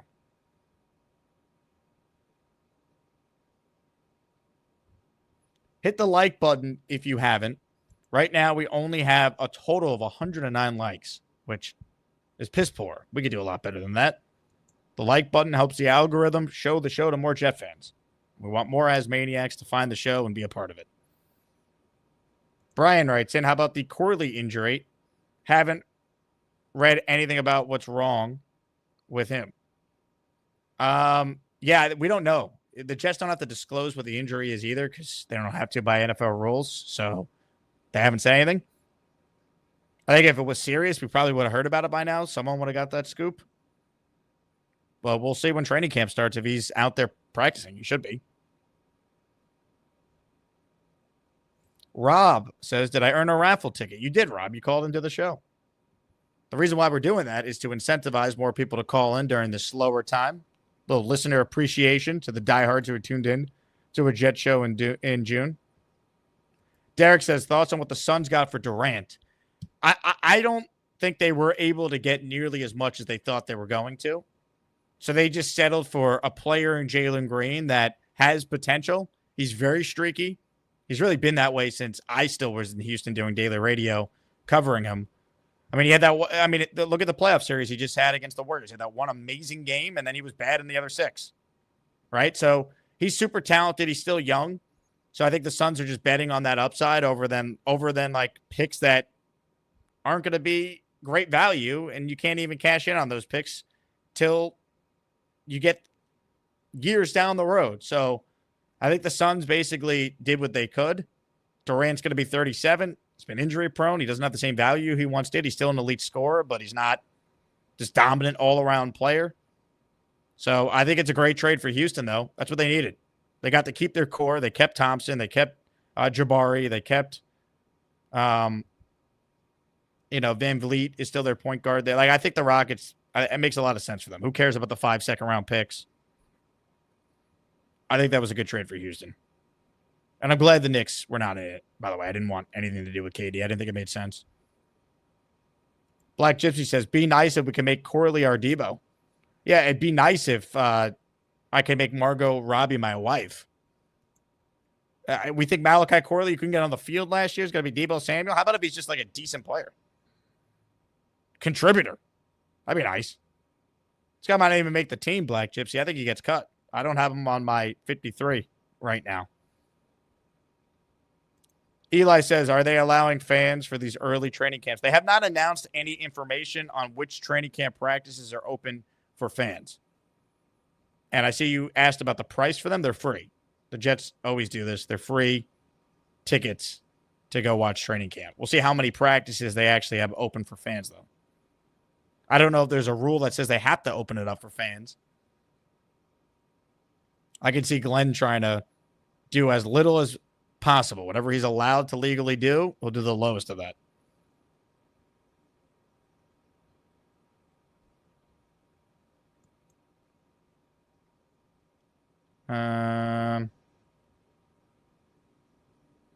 DNAT, enough for Houston to surpass OKC? I don't think so, but it's possible, right? I mean, no one's repeated in the NBA in a while. It's going to be hard for the Thunder to do what they did. And just how about the state of the East now, too? If the Knicks didn't fire Thibodeau, they would be clearly the favorites. I really believe that. But now there's such an unknown on who the next coach is going to be, and we'll see what other moves the Knicks make to their bench. But Indiana doesn't have Halliburton all year. The Celtics are blowing it up for at least the year. They traded Drew Holiday last night for cap reasons, luxury tax reasons. They don't have Tatum, of course. Cleveland's a complete unknown. I mean, is Detroit ready to make that leap? Is Orlando ready to make that leap? Like, it's all right there for the Knicks. But they have to get this coaching hire right, and that's a huge unknown right now. Sko says, let's go Mets. Mets scuffling right now, Sko. You got to get the Citi Field, man. They need you. They've lost, 9 out of 10? Braves have their number right now. All right, last chance to get in here, ladies and gentlemen. All I see on my screen on his end right now is a giant black screen. And we know what that means. It means we probably will be able to hear him, but we won't be able to see him. But we're going to try anyway. Hello, I'm Mikey. I'm Bobby's little bro. Have you seen Jake Graves? She's so beautiful. I love my boy Jake, but not in a gay way. I am so happy. I'm not going to touch anything, I promise. Mikey. Hey, Jake, you hear me, Jake? Mikey. Yeah, baby. Jake, you hear me, Jake? I hear you, Mikey. Jake. Hey, Jake, as well, I talked to Raheem yesterday. He said he's going to think about going to the game in October 19th. His brother's birthday is that time. Yeah. He's going to let me know next month. Yeah. Yeah, and then, the shoe get as the fourth guy for the Jets guy on the Mount Rushmore. Wayne Quebec. Everybody forgot Wayne Quebec. He was a good wide receiver. We love Wayne Quebec. Made it. Yeah, he's my homeboy too.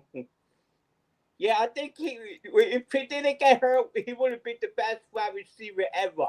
The little guy could fly so high in the sky, right? Oh yeah, baby. He was a real jet. Yeah, and you know what Tom Brady did? I want to kick his butt. You know what he did? He took Sauce Gardner's shirt, spit on it. When we go to the game on Richard Ball, Tom Brady's shirt. Yeah, burn that shirt in half. Yeah, baby. Yeah, guy, I was mad. He did it too. Sauce got mad at him. Sauce wanted to beat him up. Sauce could tie him down. I could beat him up. Yeah. Mikey, great call. Ladies and gentlemen, a great super chat just came through. Eric Kelly. Hey, Jake, if you put me back on, I'll cannonball real quick, but got to be fast. Phone is overheating. Ladies and gentlemen, Eric joins us now. Eric, are you going to cannonball for us? I try to get my phone to balance. That's a good spot right there. See the pool? Yeah. Yep, we see the pool. Now, are you frozen, though? Uh-oh. Eric, you there? Eric? Eric?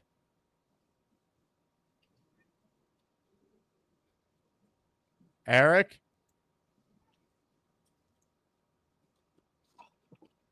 Eric? Did that work?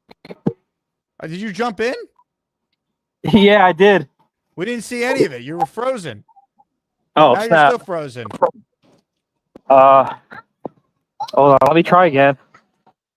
We can't see you. Call back. Call back, Eric. I feel bad. The man jumped in the pool for nothing. His phone probably melted right as he put it down. That's tough. Super chat from Thunderlips gets him in the raffle at the end of the show for 2. My wife hasn't done her wifely duty since I made that wrong B-word comment last call.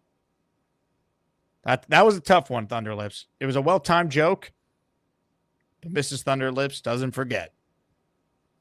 Black Gypsy says, hopefully our O-line stays healthy this year. I mean, it has to, right? I mean, obviously you could say that about a lot of teams, but I mean, AVT's in a contract year. If he has a great year coming off his injury, right, another year removed, are we going to pay him long-term? Well, we better have a dominant year if we're going to have that conversation. Plus, Olu, I don't think he's injury-prone, but he did suffer an injury at the end of last year. That's all part of it. All right, let's quickly go back to Eric before his phone overheats again. Eric, we didn't see any of your jump. It froze. Now I see you. So far, so good. Keep the phone in some shade if you can. I don't know how. So far, yep. Didn't see? Okay. We see you. Yep. Not frozen. We have a good view of the pool. All right. Yeah. He actually jumped so hard that his phone fell down. Now, we didn't get to see the full landing, but from what we saw, that looked pretty good. We will let the chat evaluate how many tickets. Your phone fell as you were jumping, so we didn't get to really see the full land, but we saw a lot of it there. And I appreciate the efforts. The second time you've had to do it. I'll give it one more try. All right, one more try. Here we go.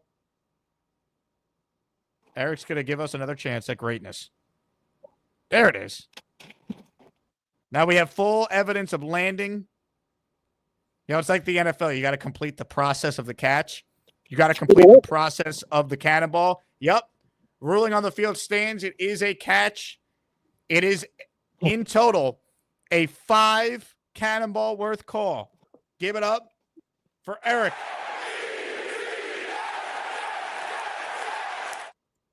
Eric, job well done. Appreciate the effort, the commitment to greatness, believing in achievement. I think that's worth 5. Well done, Eric. Anthony is joining the raffle. He's in for 5. Mario Correa, Astros off the chain. Beagle Tree, Derek Gallo, VZ, all receiving channel memberships from Anthony. Appreciate you as always, Anthony. All right, last chance here. Truly, home stretch to be a part of the show. Ladies and gentlemen, earlier, this man, before the show even started, called in from what appeared to be some sort of supermarket he was at. This was a live look at global superstar Beast wheeling his shopping cart around. So now the question has to be asked. What did Beast buy?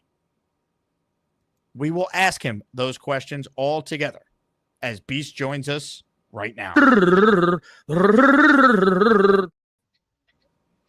Beast, you there? Oh. Ah. Why is it so dark in there, Beast? It's 10:51 a.m. Yeah. I had to go get some tomatoes. Yeah, pick that up and some mozzarella. We're gonna make some Italian sausage. You know, when the moon hits you right like a bigger pizza pie. Now that's amore. Hey, put some lights on, Beast. We can't see you. When the world seems to shine when you've had too much wine. Now that's amore. Bells will ring, ting-a-ling-a-ling, ting-a-ling-a-ling, and you'll sing Vita Bella. Now, Beast, what happened to this diet of yours? You're drinking root beer at 10:30 in the morning? I've been up since 4 a.m. How about water? I prepared at 4 a.m. this morning. Or coffee?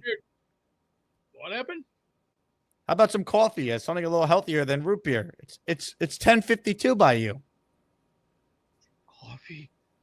How about tea? It's 93 degrees. I'm gonna boil turkey. You think I'm gonna boil a turkey? Iced coffee. No, I had that once with my daughter at Starbucks. Kind of hit me wrong. No flavor, no texture. But Italian sausage sandwiches. We are going to be doing mozzarella and provolone. And tomorrow I'm going to be making official meatball subs. No Subway, regular homemade meatball subs with tomato sauce, baby. Yeah, that's right. Now, here's the new deal here's the new thing we got to do for when it comes to blocking. When your guys are running, don't you stand there and do this. Don't be standing like, this is what you do. You get the ball like this. Get it in. We can't see you, Beast. Your fake microphone is blocking the screen. See, I see that. Give me a second here. Everybody's a comedian.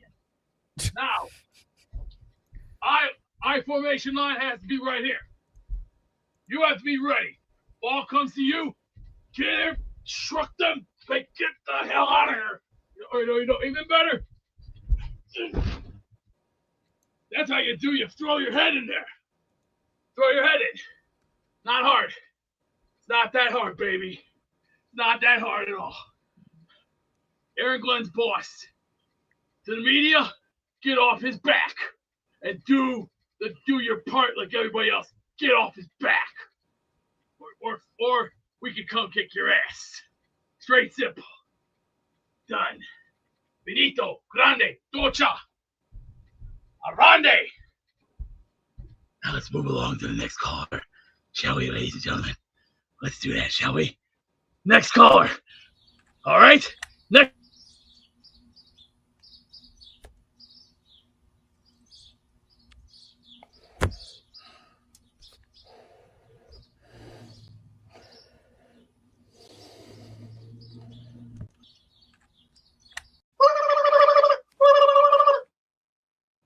All right. Peacebreaker making Italian sausages today, folks. That is what is on the agenda. Once again, Mount unemployment is going to be tough to topple. Bobby, Gorman, Chiefs fan, and Beast. Four of the best to ever do it. All right, one last call, and then we'll get the names ready for the raffle. So if you want in on the raffle, a Super Bowl III ring, last chance to be a part of it. Philly Noodles. Close us out, Philly. What's going on, brother? How are you, Philly? Pretty good. Doing my salad lunch over here. Shout out to Gary, defeating all the odds. Last night, so I think Beast is copying my meal from last night. My fiance was making sausage and peppers on a hero. Wow. And I think Beast was inspired. I had my son on. I was on Bobby's show. I saw that you were on the Bobby Midnight program. Yeah, my son was hyped. He's like stealing the show. He's excited to meet Jake Asman. He's like, so Jake is gonna be in that game at the game. I said, yes, Jake Asman will be there. He's like, oh, that's so cool. I'm like, I can't wait to meet him. That's awesome. You're like a celebrity, bro. And this he's got a mind of a grown man already. He's out there, so I love it. It's gonna be fun to meet him and you in person, man. I can't wait. Oh yeah, man. But yeah, no, I just saw that, and that Mount Rushmore is too funny. So I spoke with two of them yesterday. Bobby got kicked off as soon as Weed got on Bobby's show. Well, Beast got kicked. Yeah. I don't think we have any. Those are like the most four unemployed. Was there someone else unemployed? Oh yeah, the man on the couch that I lost to in the tourney. Yeah. Doug hasn't called in as much lately. Yeah. I think next go around next year, I have a better shot. I think I'll have a better seating, or I'll have that seating where they're like, oh yeah, that's deserving, and maybe I'll take somebody out. But Doug should be on there. We should get like an honorary mention, unemployed man, Doug on the couch. I think Doug found employment, which is part of the reason he hasn't been able to call in as much. Oh shoot. Okay. Yeah. Hopefully he did. All right. Yeah, that's a list, man. I think Chiefs fan just might be the winner. No, well, he usually has a job and then leaves that job like the same day. It's pretty unbelievable. It's an impressive feat, right? To quit all jobs. Sometimes you just got to keep one for a bit. You need something. I don't know what he's running off of, like what extra funds he's got. He's a street guy, remember? So maybe he's just making money on the streets and he's lying to us. He's still in the streets. We know he's from the hood, as he would say. That's right. He's making money in the hood. I'd like to know what he's selling, but we'll find out. I'll let you go. Philly, enjoy your salad. I hope it doesn't kill you. I'm sure Gary's thinking the same thing. Gary and Nate, Nate, at the Met game together last night. I'm sure it was a magical time. Who's ready for a raffle? Who's ready? Because guess what? I'm ready. It's time. It's time to announce the winners of the weekly Asmaniac raffle. Let's spin the Jake Asman Show Wheel of Champions and find out which Asmaniac is winning an epic prize. Music, please.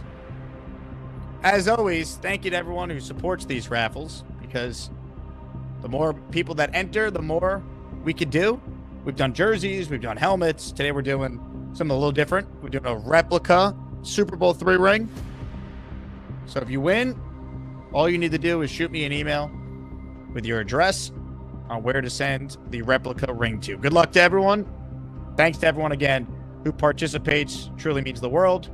Views are down right now, so revenue's down. So the super chats and the gifted memberships, it goes a long way towards keeping this channel afloat. And then we go into hyperspeed once training camp starts. So I'm looking forward to that. With that said, it's time to spin the wheel, because one lucky winner is about to be revealed right now. And the winner of the Broadway Joe Super Bowl III replica ring is Eric. Eric jumping in the pool multiple times in cannonball form truly pays off, because Eric is your winner of the Broadway Joe Super Bowl III Raffle of Champions.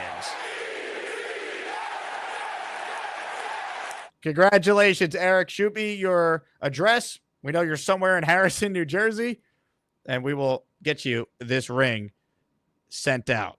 Congratulations to Eric. Thank you to everyone who participated. Big thanks again to Robby Sabo for joining us in his weekly spot on the show. If you missed any of it, go back and you could hear the full conversation. Cannonball Eric from this day on is his new nickname, and he is a champion, just like Joe Namath was when he won Super Bowl III. On that note, we are back this afternoon. A first-time guest will join us, someone that works in the radio business. I've been on his show many times. He's a huge Jets fan. I think the audience will like him, so stay tuned for that. We'll be live in the 4 p.m. Eastern hour, so I'm certainly looking forward to that. Until then, folks, I will talk to you guys soon. JETS, Jets, Jets, Jets, and I leave you with a clip that I feel needs to be played. So stop what you're doing, look at your screen, and enjoy the greatness that you see. Shout out to all the incredible Asmaniacs who joined us for an awesome evening of eating, drinking, talking Jets, and a heck of a lot more. It was so great to see so many of you again and meet so many of you for the first time. I also would like to shout out to our guy Neil in Garden City for leading the Jet chant last night. Is Brock Purdy going to run for his life on the opener? He's going to die. Let's go.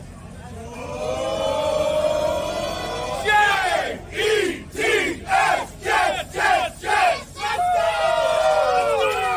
Neil coming through, and that was one of the many Jet chants that occurred last night. So shout out to everyone who came out. Special thank you to Matt O'Leary, Nick Faria, and Brandon Pockrass, who all came out as well. Jay Quest picked me up off the train, right?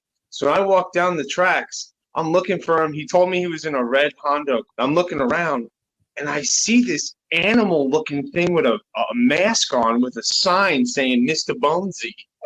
Hey, Bonesy's Uber driver. How are you? I'm good. Listen, I had the luxury of picking up Bonesy at the Hicksville train station. What a fine gentleman he is. I picked up Bonesy at the Hicksville train station. I dropped him off with Jay Quest. You know, I spent the night in the background. They put me in the basement. That being said, the best part of the night, Jake, I have to say, is you manhandling your mother. I was right there behind you. You didn't see me. It's kind of crouching down. What a night, Jake. The food was fantastic. They had no dog food or cat food, whatever the fuck I am. But I got to say, it was great. That's how my day started off. Then we get to the place and meeting everybody. Jake, what you do for our community, showing up with all those people, it's like we knew each other forever. I'm meeting people for the first time. It feels like we're family. I met your parents. Awesome kicking it with your dad and the real creators of this this Superman we got in front of us. Gary showed up. The food trucks had chicken and pasta on it, and it was delicious. It was a blast. And seeing Gary walk in the fold, I mean, highlight of the night, wearing his Antonio Cromartie jersey, just unbelievable seeing Gary. And Gary, the best part about Gary is Gary had no idea that Decker even called into the show. a lot of people there we already kicked it with, like Snowball and Neil and Rob. And Dre Day came all the way from Maryland. I mean, I missed Chef, but I saw him come at the end. He came with the gas station pizza, man. That's Shout out to Chef Kevin. He showed up with a box, and on Sharpie it said gas station pizza, and it truly was gas station looking pizza inside. He was going to give it to Gary, but he got there too late. Unfortunately, Gary left already. But just the power of the Asmaniacs is incredible. I'm blown away every time we get to do events like that. And I mean, that was so much fun. Oh yeah, I like this guy. Where's his wife? Who's that guy? Neil, how you doing, Neil? Let's go! Hey, Snowball. Oh, I want to talk to you. Hey, get him back. I want to talk to him. Genergy in the house. Yes, Genergy. The guy who we're here for created this man. Who's that? Oh, Bobby. Hey, hi, mate. Oh, you are awesome. Thank you for the umbrella, too. My best offensive lineman on the squad. Hey, Rob. How you doing? You know what's up. What's up, Nick? Where are you, Nick? Lumpy's in the house. Hey, Brendan Brains. How you doing? Take it easy. Hi, Lumpy. Somebody say Brock Bowers. Oh, no. We out. Okay. Where is Matt O'Leary? I want his butt on a stick. Hey! Oh, Bobby, what's going on, Bobby? Is that Matt O'Leary? Noski, where you at, bro? Get Matt O'Leary back. Get Matt O'Leary back.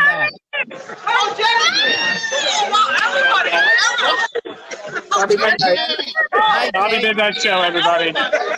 Show that never ends. It just continues.